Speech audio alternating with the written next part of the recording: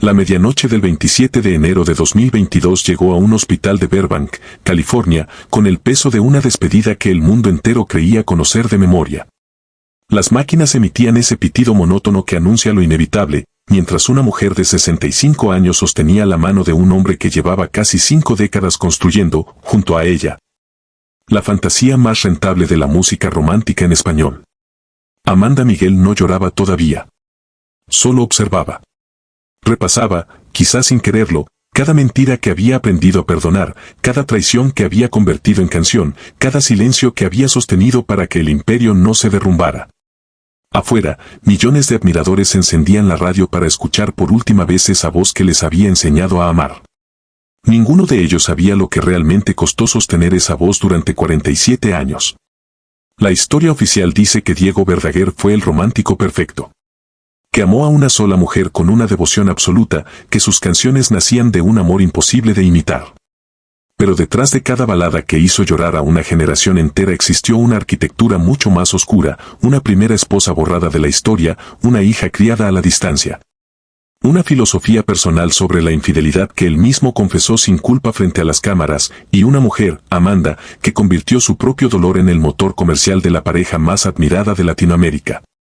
¿Cómo llega un hombre a construir una imagen de galán soltero cuando ya era padre y esposo en otro país? ¿Qué tuvo que sacrificar Amanda Miguel para sostener durante décadas un matrimonio que ella misma describió, entre líneas, como una guerra silenciosa? ¿Por qué el hombre que la traicionaba sistemáticamente fue también quien produjo la canción donde ella cantaba su propia humillación? Esta es la historia que la industria del espectáculo prefirió maquillar durante 50 años. Todo comenzó muy lejos de México, en un barrio modesto de Buenos Aires, donde un niño llamado Miguel Atilio Bocadoro Hernández aprendió, mucho antes de aprender a amar, que la supervivencia tenía un precio. Y ese precio, con el tiempo, lo pagarían otras personas. Miguel Atilio Bocadoro Hernández nació el 26 de abril de 1951, hijo de una familia donde el esfuerzo diario era la única certeza. Desde niño mostró una fascinación por la música que salía de las radios del barrio, una obsesión que pronto se convertiría en su única vía de escape hacia otra vida. A los 14 años conoció a Larry Moreno, quien lo introdujo al circuito profesional, y juntos formaron el dúo Reno y Rino, grabando 6 canciones para CBS en tiempo récord. Fue su primera lección sobre cómo funcionaba realmente la industria. El talento solo, sin una imagen vendible, no abría ninguna puerta. A los 17 años firmó como solista con RCA Víctor. Su nombre empezó a sonar en programas juveniles de la televisión argentina. Pero mientras su voz llegaba a miles de hogares, su vida privada avanzaba hacia compromisos que su público jamás imaginaría, compromisos que, años después, decidiría borrar por completo. Aquellos primeros años en los estudios de RCA Víctor no fueron solo un entrenamiento vocal. Fueron una escuela de supervivencia dentro de una industria que medía el talento en copias vendidas, no en honestidad. El productor Jorge López Ruiz, que ya trabajaba con figuras como Sandro de América, notó en el joven Miguel una capacidad de adaptación que iba más allá de lo musical, sabía leer lo que el público quería escuchar, y sabía, todavía mejor, cómo convertirse en lo que otros necesitaban ver. Esa habilidad, que lo llevaría a la cima del estrellato, sería también la misma que usaría, años después, para sostener 2 vidas paralelas sin que ninguna de las dos supiera completamente de la otra. En 1970, con apenas 19 años, Diego conoció a una joven que estudiaba Derecho en la universidad. La relación avanzó con una rapidez que sorprendió a ambas familias, y pronto decidieron casarse en una ceremonia sencilla, lejos de cualquier foco mediático.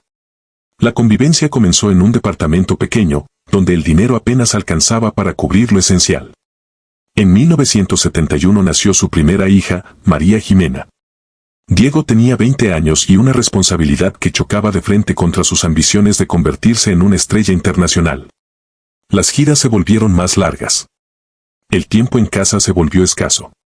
La inestabilidad económica del país y la falta de contratos sólidos empezaron a desgastar el matrimonio de manera progresiva. Años después, el propio Diego reconocería que el ambiente en su hogar se había vuelto insostenible, no por falta de amor, sino por falta de dirección. Cuando María Jimena apenas cumplía 1 año de vida, la pareja decidió separarse. Fue un proceso silencioso, casi invisible para la prensa, porque el artista todavía no era la figura masiva en la que se convertiría después. Esa ruptura dejó una marca que Diego decidió esconder bajo llave. Cuando finalmente cruzó la frontera hacia México para relanzar su carrera, tomó una decisión que definiría el resto de su historia pública: presentarse como un hombre sin ataduras. Sin esposa. Sin hija. Sin pasado. La existencia de María Jimena quedó relegada a un segundo plano en cada entrevista, en cada aparición televisiva, en cada estrategia de imagen diseñada por sus nuevos representantes. No fue un olvido accidental. Fue cálculo puro. Un galán romántico vendía mucho más si el público lo percibía disponible, libre, soltero. México se convirtió en el escenario perfecto para reescribir su historia desde cero, mientras en Buenos Aires, una niña crecía viendo a su padre triunfar a la distancia a través de revistas extranjeras y apariciones en televisión que ella no podía compartir de cerca. Diego seguía enviando dinero. Pagó, incluso, estudios en Suiza para su hija años más tarde. Pero el vínculo cotidiano, el que se construye con presencia y no con transferencias bancarias, se había roto para siempre. La narrativa oficial de su vida se estaba escribiendo sobre una página en blanco que convenientemente ignoraba todo lo anterior. Para 1975, el nombre de Diego Verdaguer ya sonaba con fuerza en las radios mexicanas. El público lo veía como el soltero de oro de la balada romántica. La estrategia había funcionado tan bien que incluso sus colaboradores más cercanos desconocían que, en algún lugar de Argentina, una niña pequeña crecía con su apellido y sin su presencia. Diego había logrado borrar sus huellas. Estaba listo para empezar de nuevo. Y fue exactamente en ese momento de libertad recién inventada cuando el destino lo detuvo en un semáforo rojo de Buenos Aires, frente a una joven de mirada decidida que caminaba junto a sus hermanas, sin sospechar que su vida estaba a punto de cambiar para siempre. Amanda Antonia Miguel Sams nació el 1 de junio de 1956 en Gaimán, un pequeño pueblo de la Patagonia Argentina. Desde los 4 años, sus padres la sentaron frente a un piano, no como pasatiempo, sino como disciplina diaria. Mientras otros niños jugaban en la calle, ella practicaba escalas y ejercicios de agilidad mental durante horas. A los 17 años se mudó a Buenos Aires para estudiar en el Conservatorio Alberto Williams, donde obtuvo su título de bachiller en teoría musical y solfeo, y más tarde el grado superior en piano y composición. Estudió técnica vocal con Liana Lecona, refinando una potencia natural que ya llamaba la atención de sus colegas. Amanda no era una cantante más. Era una música con formación académica muy superior al promedio de la industria, alguien que entendía la estructura interna de cada melodía que interpretaba. En marzo de 1975, mientras caminaba por Buenos Aires junto a sus hermanas, un hombre que ya empezaba a ser conocido en la televisión argentina la vio cruzar la calle. Diego no se conformó con dejarla pasar. Dio la vuelta a la manzana, la encontró en el lobby de un hotel y desplegó todo su encanto para llamar su atención. Amanda no cedió de inmediato, era una mujer con criterios muy claros sobre lo que quería para su vida. Fueron sus propias hermanas quienes terminaron facilitando el primer contacto real esa misma tarde. Amanda aceptó integrarse al equipo de Diego como voz de apoyo en sus presentaciones en vivo, compartiendo escenario con otras cantantes como Valeria Lynch. La convivencia constante de las giras transformó rápidamente el vínculo profesional en algo mucho más personal. Ella no solo aportaba su voz, sus conocimientos técnicos en piano y composición comenzaron a influir directamente en los arreglos musicales de Diego. Se casaron ese mismo año, sellando algo que iba mucho más allá de un acta firmada ante un juez. Formaron, sin saberlo todavía, una sociedad donde el talento académico de ella terminaría al servicio de la ambición comercial de él. En 1978, la pareja decidió dejar Argentina para probar suerte en México. Fue Amanda quien vio con mayor claridad las oportunidades que ofrecía ese mercado. Tramitó su nacionalización mexicana con rapidez, entendiendo que ahí construirían su patrimonio y su hogar. Diego ya tenía un camino recorrido como solista, pero la llegada de Amanda le dio un aire completamente nuevo a sus producciones. Mientras él manejaba las relaciones públicas y la imagen frente a las cámaras, ella se encargaba de la parte técnica, corregía armonías, proponía cambios estructurales, revisaba cada disco antes de que saliera a prensar. No era la esposa del cantante. Era, en privado, la pieza más importante de cada éxito que sonaba en la radio. Nadie en el ambiente artístico mexicano sospechaba, en esos primeros años de mudanza, que la mujer sentada al piano detrás de cada grabación estaba construyendo, nota por nota, el imperio que más tarde la mantendría atrapada. Amanda trabajaba con una disciplina casi obsesiva, heredada de sus años de conservatorio, revisando cada compás con la misma precisión con la que años después revisaría el teléfono de su esposo, buscando otra clase de pistas. A principios de los 80, la carrera de Diego alcanzó un punto de saturación en todas las emisoras de habla hispana. Temas como Corazón de Papel y La Ladrona generaban ingresos masivos.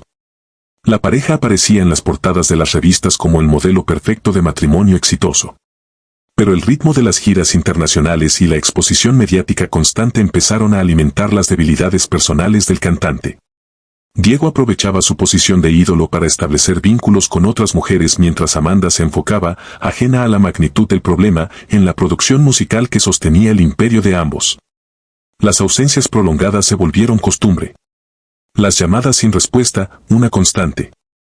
Amanda empezó a notar comportamientos que no encajaban con la devoción que Diego proyectaba frente a las cámaras. Y gracias a su cercanía con el equipo de trabajo, descubrió que sus sospechas no eran paranoia, eran una realidad documentada en cada viaje, en cada gira, en cada ausencia que ella había justificado durante meses. No fue un desliz aislado. Fue, como el propio Diego reconocería años después con una franqueza escalofriante, un patrón de comportamiento sostenido en el tiempo. Y Amanda tuvo que procesar esa verdad mientras seguía subiendo a los escenarios, sonriendo frente a un público que la creía la mujer más afortunada de la música romántica en español. El dolor se instaló en el centro de su hogar de forma silenciosa. Pero no se quedó ahí. Amanda hizo algo que nadie esperaba, se sentó frente al piano y empezó a convertir esa traición en algo que el mundo jamás olvidaría. Amanda no buscó el divorcio de inmediato. En lugar de eso, canalizó toda su frustración a través de lo único que siempre le había pertenecido por completo, su formación musical. Se sentó frente al piano de su casa y comenzó a darle forma a una melodía que capturaba, nota por nota, el desgarro exacto que sentía. Así nació la estructura de Él me mintió, una canción que no era una invención creativa para conectar con el público femenino, sino un relato cronológico de sus propias vivencias matrimoniales. Cada frase describía una mentira concreta que ella había escuchado, en algún momento, de la boca de su propio marido. Componer esa canción, según confesaría ella misma años después, no fue un ejercicio artístico como cualquier otro. Fue casi un exorcismo. Escribía de madrugada, cuando la casa estaba en silencio y Diego todavía no regresaba de alguna gira, tratando de encontrar en los acordes menores la forma exacta de una decepción que no encontraba palabras suficientes en la conversación cotidiana. La música se convirtió en el único idioma capaz de decir lo que ella no se atrevía a gritarle en persona. Lo que ocurrió después en el estudio de grabación es uno de los episodios más contradictorios de la música pop latina. El hombre que había causado ese dolor tomó el mando de la producción del tema. Diego diseñó los arreglos, supervisó la mezcla, decidió la instrumentación que acompañaría los gritos de su esposa. No hubo intento de censura.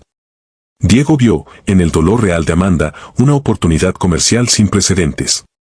Amanda grabó la voz principal con el corazón destrozado, tal como lo dice la propia canción en sus primeros versos. Diego escuchaba cada toma desde la cabina de control, ajustando los niveles para que la angustia sonara lo más real posible. Porque lo era. La comercialización de esa crisis matrimonial les permitió acumular una fortuna que consolidó su posición en el mercado. Resulta casi imposible encontrar un caso similar, el culpable de una traición ayudando a difundir el testimonio de su propia culpa, para beneficiarse económicamente de ella. El tema se convirtió en un himno para millones de mujeres que encendían la radio cada tarde durante los años 80, sin sospechar que era una confesión disfrazada de ficción. En televisión, la pareja se abrazaba con ternura mientras las cuentas bancarias crecían. Diego asumía su papel de marido devoto con una naturalidad que confundía incluso a sus propios allegados. El mercado exigía ver un matrimonio perfecto, y ellos cumplieron esa demanda a pesar de las grietas que ya cargaban por dentro. En entrevistas posteriores, Diego se refirió a estas infidelidades con una tranquilidad que sorprendía a cualquiera que lo escuchara. Usó el término ojo alegre para describir los romances pasajeros que sostuvo a espaldas de su esposa. Aseguró que en esa etapa de su vida no tenía claros los conceptos de ética o moralidad en sus relaciones. Tenía ya 30 años, una esposa y una hija, pero utilizó su supuesta inmadurez como justificación pública, como quien cumple un trámite religioso rápido para quedar libre de culpa. Amanda escuchaba esas declaraciones años después, recordando el peso real de lo que tuvo que cargar mientras él disfrutaba de su libertad sin remordimientos visibles. Cada vez que él repetía esa frase frente a un micrófono, ella tenía que sonreír en el sillón de su propia sala, junto a las cámaras de algún programa matutino, fingiendo que aquella confesión pública no le dolía como la primera vez que la escuchó en privado. La decisión de Amanda de quedarse no nació de la ingenuidad ni de la dependencia económica. Ella misma explicó, en una entrevista años después, que prefirió no separarse porque todavía lo amaba profundamente. Pero el costo de esa elección fue altísimo. Pasó años revisando el teléfono de su marido, vigilando cada movimiento fuera de casa. Confesó haber desarrollado un carácter duro y desconfiado, un mecanismo de defensa necesario para poder seguir adelante sin derrumbarse. La convivencia diaria se transformó en un ejercicio constante de control. Construyeron el resto de su vida sobre cimientos que ya estaban cuarteados desde el principio por la falta de honestidad. Y esa fusión absoluta entre lo personal y lo profesional convirtió el divorcio en una opción casi inviable. Compartían el escenario, las habitaciones de hotel, la discográfica y cada decisión económica importante sobre un patrimonio que no dejaba de crecer. La traición de Diego tenía un peso doble, porque no solo dañaba el vínculo sentimental, amenazaba la estructura misma del negocio que ambos habían construido juntos. Amanda decidió quedarse y perdonar, pero se aseguró, quizás sin plena conciencia, de que su verdad quedara grabada para siempre en la memoria colectiva de un público que coreaba su dolor sin saberlo. Diego, por su parte, aceptó jugar el papel de villano en las canciones de su esposa porque entendía perfectamente el valor comercial de ese personaje. Ambos pactaron, sin decirlo en voz alta, una paz armada donde el éxito artístico servía de refugio para esconder las carencias emocionales de los dos frente al mundo entero. Pero lo que Amanda no imaginaba era que esa paz armada estaba a punto de ser puesta a prueba de una forma mucho más pública y humillante. Diego solía hablar de sus impulsos con una franqueza que rozaba la imprudencia frente a las cámaras. En una entrevista televisiva, relató su encuentro con la actriz Salma Hayek con un nivel de detalle que sorprendió incluso a los conductores del programa. Contó que la conoció en un elevador y que la impresión física fue tan fuerte que estuvo a punto de desmayarse en ese mismo instante. No se quedó en un pensamiento pasajero, según sus propias palabras, buscó activamente pretextos musicales para acercarse a ella, aprovechando su posición como productor para intentar algo que fuera más allá de lo profesional. En ese momento, Salma estaba en pleno ascenso en su carrera en México. Diego ya era un hombre casado, con una hija pequeña. El propio cantante admitió públicamente que estuvo a punto de construir un sueño con la actriz si ella le hubiera abierto las puertas de su corazón. Confesó que llegó a mirarse al espejo y reconocer que se estaba enamorando de ella, y que decidió, según su relato, calmar sus sentimientos antes de que la situación se saliera de control. Estas declaraciones las hizo mientras Amanda seguía a su lado, compartiendo la misma casa, el mismo negocio, la misma vida pública. Para el público, era la confesión de un hombre que veía su matrimonio como un compromiso negociable según la belleza de la mujer que tuviera enfrente. Diego no parecía sentir vergüenza al narrar cómo había buscado a otra mujer estando comprometido, legal y emocionalmente, con Amanda Miguel. Para justificar este patrón, el intérprete de La Ladrona desarrolló una distinción filosófica muy particular sobre la fidelidad. Aseguraba que podía ser infiel con el cuerpo, pero nunca con el alma. Bajo esa lógica retorcida, los encuentros pasajeros no representaban una traición real. Su alma, decía, siempre regresaba a casa, sin importar lo que su cuerpo hubiera hecho en las giras. Esta forma de pensar le permitía sostener su imagen de gran romántico mientras admitía, con total apertura, sus deslices físicos. En 2010, esta misma actitud volvió a generar tensión, esta vez de una forma que se haría pública años después a través de las redes sociales. Diego grabó un video musical en Chiapas para el tema Voy a conquistarte, invitando a la conductora Galilea Montijo como protagonista. La trama incluía una boda ficticia que terminaba con un beso real entre ambos frente a las cámaras. En su momento, se vio como un trabajo profesional más. Amanda observaba desde la distancia cómo su esposo se casaba, aunque fuera en la ficción, con una de las mujeres más queridas de la televisión mexicana. Lo que nadie esperaba era que, 10 años después, en pleno encierro por la pandemia, Diego volviera a sacar ese recuerdo a la luz pública, de una forma que terminaría por romper el silencio de Amanda para siempre. En plena pandemia de 2020, Diego publicó en sus redes sociales la imagen de aquel beso con Galilea Montijo, acompañada de un mensaje cargado de nostalgia. Escribió que todos podemos crear una fantasía, y que él había logrado casarse en la fantasía con la conductora gracias a ese video musical. Aseguró que cuando uno desea algo con suficiente fuerza, las cosas terminan fluyendo hasta hacerse realidad, refiriéndose directamente al contacto físico que tuvo con ella. Muchos seguidores lo interpretaron como una falta de respeto directa hacia Amanda, quien seguía presente, día a día, en la vida del cantante. Esta vez, Amanda no se quedó callada. No usó un mensaje privado ni esperó la intimidad de su casa para reclamar. Respondió directamente en la misma publicación de Instagram donde Diego presumía su fantasía del pasado, con una frase tajante, le recordó que estaba casado, y que mejor no publicara ese tipo de comentarios. Añadió que, aunque Galilea fuera una mujer admirable, los besos debían evitarse para no generar falsas ilusiones frente al público.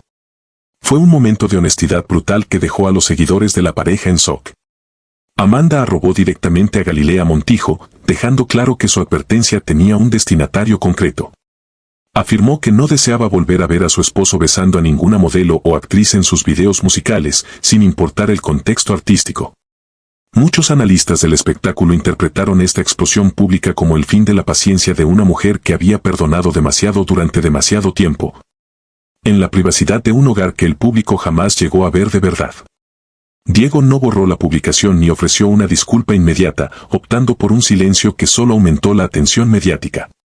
El incidente reveló lo que muchos sospechaban desde hacía años: detrás de las canciones de amor eterno existía una mujer cansada de ser ignorada en sus sentimientos más básicos frente a la mirada de todo un continente. Pompeo, quien fue promotor de la pareja durante mucho tiempo, compartió en distintas entrevistas una visión que confirmaba lo que muchos sospechaban desde los años 80. Aseguró que siempre sintió que la interpretación de Él me mintió nacía de una experiencia personal de Amanda que nadie quería mencionar en voz alta por conveniencia comercial. Según el promotor, esa entrega casi violenta sobre el escenario no era solo una actuación profesional, era el desahogo real de una traición vivida dentro del matrimonio. En el negocio de la música se sabía, aunque nadie lo dijera abiertamente, que la potencia vocal de Amanda era el resultado de un dolor que el propio Diego ayudaba a producir para generar más ventas. En 1987, la pareja decidió tomar el control total de sus finanzas y de su futuro artístico. Fundaron Dia Music, un sello discográfico propio cuyas siglas correspondían a las primeras letras de sus nombres. Pero esta empresa no era solo una oficina de representación, era el depósito legal de todos los derechos de sus canciones. Amanda puso sus conocimientos técnicos al servicio de una estructura comercial de gran alcance que, para el público, simbolizaba una unión romántica perfecta. Para ella, en realidad, significó una red legal extremadamente difícil de romper en el futuro. Cada ingreso generado por sus conciertos internacionales pasaba obligatoriamente por ese filtro administrado por ambos. La autonomía económica de Amanda quedó fundida, de forma casi irreversible, con la imagen pública de su matrimonio. Si en algún momento hubiera decidido separarse legalmente, corría el riesgo de perder el control sobre discos que ella misma había compuesto y producido con sus propias manos. Diego, por su parte, manejaba los contratos de distribución en el mercado hispano con una visión estratégica y una mano firme. La marca compartida valía millones de dólares y exigía que ambos estuvieran presentes en cada negociación importante. Esta dependencia mutua creó una dinámica de convivencia donde el perdón se volvió casi una necesidad estructural, no solo emocional, para no destruir el patrimonio que habían construido juntos durante décadas. El éxito financiero de Dia Music funcionó como una jaula de oro que mantenía las apariencias intactas frente al mundo, mientras por dentro, la relación seguía cargando con las mismas heridas de siempre. Al llegar 2020, el mundo se detuvo por completo y las redes sociales se convirtieron en la única ventana de comunicación para los artistas. Amanda empezó a utilizar su cuenta de Twitter para compartir pensamientos que no tenían relación alguna con sus baladas románticas. En abril de ese año escribió públicamente que tal vez la vacuna era el propio virus y mencionó la supuesta existencia de microchips de rastreo. Sus seguidores leyeron, con sorpresa creciente, cómo su ídolo musical cuestionaba abiertamente la realidad de la crisis sanitaria que afectaba a todo el planeta. Estas publicaciones no fueron dudas aisladas.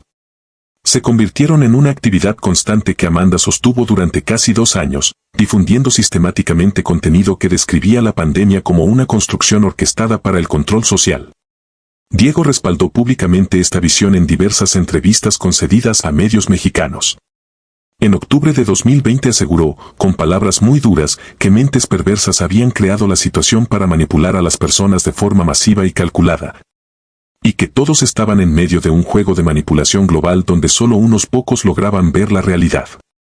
Esta convicción compartida, forjada en la intimidad de su residencia en Los Ángeles, los alejó progresivamente de las recomendaciones médicas oficiales. El matrimonio se sentía seguro dentro de su propia burbuja informativa, mientras el virus avanzaba con fuerza por todo el continente. Amanda retuiteaba con frecuencia a figuras que protestaban contra los pasaportes sanitarios en Europa, y publicaba contenido que advertía sobre supuestos cambios peligrosos en la sangre causados por las vacunas. En agosto de 2021, apenas 5 meses antes del desenlace final, volvió a insistir en que todo era una sarta de mentiras orquestadas. Mientras tanto, la pareja seguía planeando su gira toda una vida, confiando en que su postura ideológica los mantendría a salvo. La realidad de la medicina se encontraría, muy pronto, de frente con una ideología que ambos habían construido juntos, noche tras noche, en la mesa de su propia cocina.